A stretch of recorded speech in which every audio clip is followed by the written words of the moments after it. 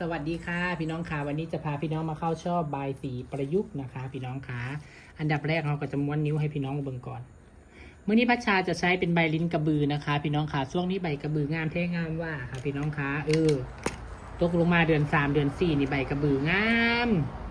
แต่ยังไม่มีต้นขายนะคะใครที่อยากได้ต้นรอไปก่อนค่ะต้นใบกระบือนี่พัชชาจะเอาแบบพร้อมใช้งานไปเลยไม่เอาแบบต้นเล็กๆเพราะว่าบางคนไปปลูก2 ปีก็ยังบ่ได้ใช้เพราะว่าต้นน้อยโพด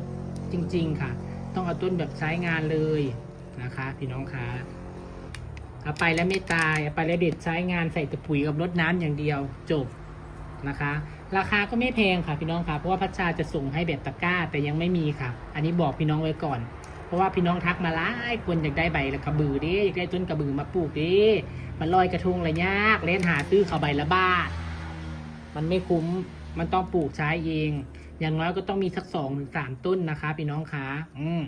ใครที่ทำเป็นอาชีพนะต้องมี2 ถึง 3ต้นอยู่ที่บ้านต้องปลูกไว้ถึงเจ้าสิไปซื้อเขาอย่างเดียวบ่ไหวดอกใบละบาทแต่สิซื้อไหวคะเฮ็ดใบสีผ้าขวัญ3 ชั้นนี่ก็เบิดไปโบแมนสิเป็นพอพันใบแล้วบ่นะคะ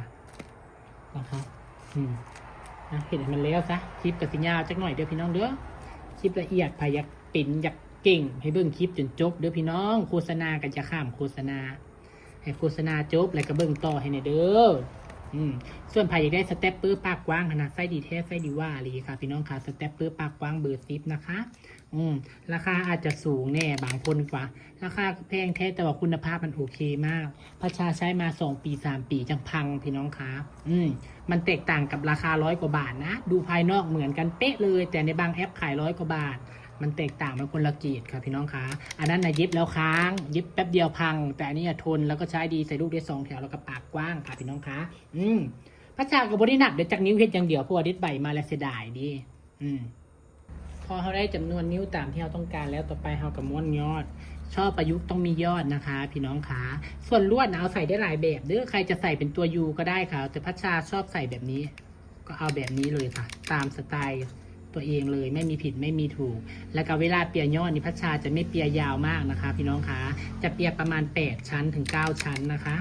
8-9 ชั้นก็คือใบตองที่เรามาเปียนี่แหละค่ะประมาณ8-9 อันนะคะพี่น้องคะแค่นั้นเลยมันอยู่ที่ความชอบใครชอบยาวก็ทำยาวนะคะแต่พัชชาเนี่ยไม่ชอบยาวเรียงกันลงมาใบตองไม่ต้องฉีกใหญ่มากเด้อพี่น้องเด้อฉีกใหญ่เปียใหญ่เวลาเข้าช่อออกมามันก็จะบอกให้งามนะคะพี่น้องคะตอนนี้เขาเปียแล้วเนาะทีตรงนี้ดูสเต็ปเปอร์เปียแล้วแล้วบัดนี้เขาก็จะเข้าช่อบัดนี้เข้าช่ออันใบสีสำหรับพัชชานะพี่น้องคะพัชชากับสไตล์เก่าของพัชชานะคะใช้สเต็ปเปอร์2 ตัวคือเก่าค่ะปลูกเพิ่นเก่งเพิ่นก็ใช้ตัวเดียวเด้อพี่น้องเด้อแต่ละคนกับเห็ดบ่คือกันเนาะค่ะพี่น้องคะเทคนิคของไผ่เทคนิคของเพิ่นเนาะไผ่ที่เห็ดตามก็ได้บ่เป็นหยังไผ่บ่เห็ดตามก็ได้จ้านี่พัชชามาแบ่งปันนะหลายคนเข้าชอบแบบว่าอยากได้อวบคือพัชชาดิอยากได้แน่นคือพัชชาดิเห็ดอะไรดิพัชชาเห็ดแล้วแบบผ่านนุ่มมันคือยืดมันคือย่อนนี่แหละพัชชากระไซ2 โตค่ะสเต็ปเปอร์นั่นนี่วางลงไปแล้วก็ไซตัวนึงอาออกแนวนี้ก็เย็บด้านหลังเวลาเย็บด้านหลังให้คุณเจ้าเย็บต่ำๆค่ะคุณเจ้าเย็บสูงนะใบตองล้างอะไรก็แตกค่ะนะคะใบตองล้างแล้วก็แตกก็เอาตามถนัดเอาแหละพี่น้องขาไม่มีผิดไม่มีถูกทำไปโลดถนัดอะไรก็เฮ็ดโลดขอให้ชิ้นงานเขาออกมาสวยออกมาแน่นนะคะมันก็จะมีความงามเป็นเอกลักษณ์ของไผ่ของมันแหละพี่น้องก็คือเขาตำมะฮุ่งแหละค่ะใส่ปลาแดกขวดเดียวกันค่ะ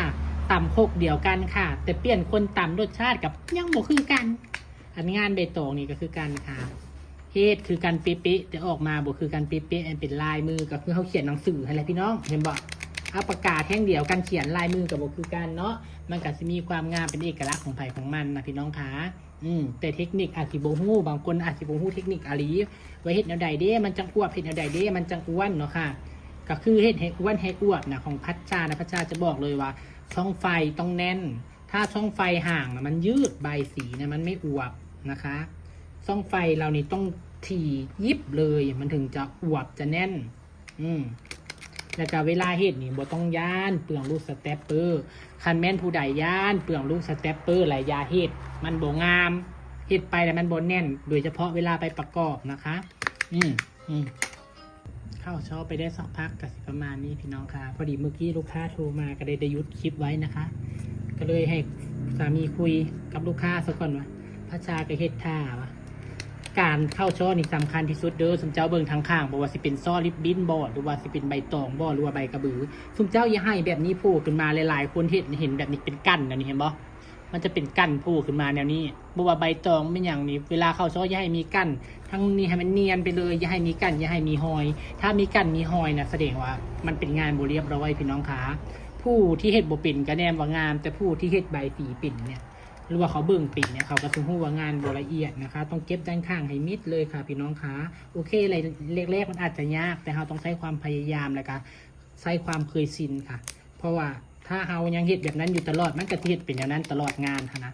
หลายคนก็ถามพัชชาเปิดสอนบ่พัชชายังบ่พร้อมเด้อพี่น้องคะแต่ก็คิดอยากเป็นคอร์สสอนแบบในคลิปนะเป็นคอร์สสอนในคลิปไผ่อยากเรียนกับลงซื้อเขามานะแล้วก็เบิ่งในคลิปเอาเลยแบบละเอียดคือกันค่ะแต่ว่าสิมาสอนฮอตเฮือนฮอตซาเนี่ยยังบ่พร้อมเนื่องด้วยสถานที่หลายสิ่งหลายอันนะคะพี่น้องคะนี่ค่ะอย่างพระเจ้าเข้าซอเซ็ตแล้วจังมาเบิ่งนำกันว่าสิงามสันใดเนาะค่ะ